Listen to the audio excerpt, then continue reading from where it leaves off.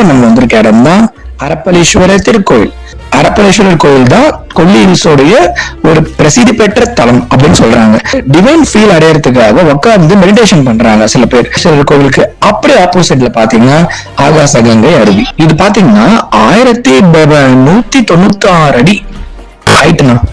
இப்ப நம்ம போயிட்டு இருக்கோம் ஸ்டெப்ஸ் நடந்து. ரொம்ப ஸ்டீப்பரா தான் இருக்கு. வியூ பாயிண்ட் பெருனா அந்த வியூ பாயிண்ட் விடுங்க, இந்த வியூ பாயிண்ட பாருங்க, நான் காட்டுறேன் வாங்க. மாசா இருக்கு.